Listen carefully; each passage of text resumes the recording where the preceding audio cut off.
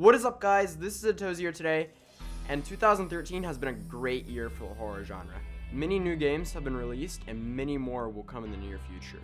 Anyway, this video is about the top 5 horror games of all time, based on the level they scare you, like sheer scariness of the game, not the quality of the engine or story, just jump scares and the horror feelings, really.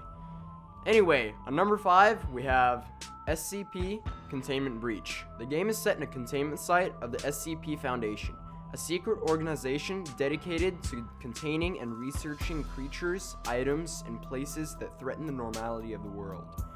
You're thrown into the boots of a Class D, one of the Foundation's disposable human guinea pigs. Unfortunately, shit hits the fan. A massive containment breach occurs, and you end up alone in the darkness with the escape monster. Oh, how nice is that? And it's just roaming as it wants to around the facility. And, of course, your goal is to make it out alive. You can also attempt to search the facility for documents and other clues to figure out what led to the breach. But the thing about the game is, the monster can't hurt you as long as you have it in sight. And whatever you do, just don't blink. And on number 4, we have Slender: The Arrival. I won't go into so much detail about the game because most of you already know this series, where a static white man with no face stalks you around and kills you when you look at him. That's basically Slender in a nutshell.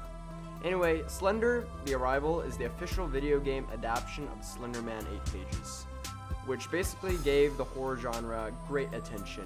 Seriously, if you search Slender in YouTube, you'll get about 5 million results, I think. Anyway, the game has great level design with some extra features, and yes, this game will scare you. That's why it makes number 4 on this list. And on 3rd place, we have the game Eerie. Eerie is developed by the University of Utah's EAE Master Game Studio program. Eerie drops you into a visually stunning, yet terrifying scenario where your goals are to investigate, survive, and finally escape.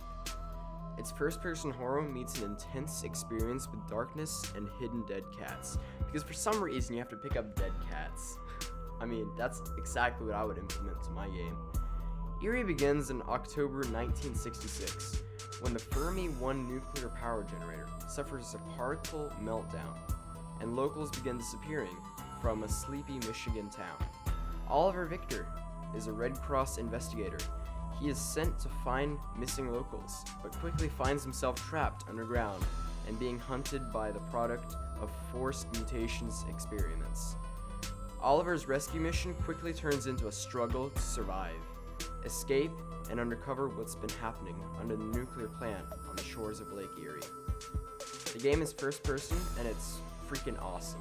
The graphics are just amazing, and I would really give this game a 9 out of 10. With horror.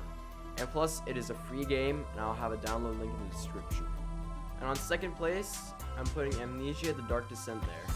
Yes, I chose The Dark Descent over the newer Machine for Pigs because, remember, I'm judging based on the scare level, but both the scares and the story were better in The Dark Descent. But remember, this is just my opinion, and everyone is entitled to an opinion. Anyway, Amnesia: The Dark Descent, a first-person survival horror game. A game about immersion, discovery, and living through a nightmare. An experience that will chill you to the core. The game is placed in the 1700s, and you're playing a man named Daniel. You will find out that you have a curse following you, which spawns monsters and likings that will kill you if you don't run or hide. This is considered one of the most known horror games, and definitely one of the most played horror games on YouTube, with about 2 million search results, and it was brought a lot of attention by famous YouTubers like Morfar, Yamimash, Markiplier, Cry, Cinnamon Toastin, and of course PewDiePie. If you have been alive in the past 5 years, you've probably heard about this game. And the number 1 horror game, out of sheer scare factor, goes to Outlast. It is basically the king of horror. You play an independent journalist, Miles Upshur.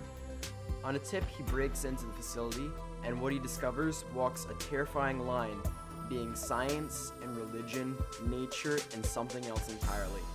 Once inside, his only hope of escape lies with his condition, and an insane priest.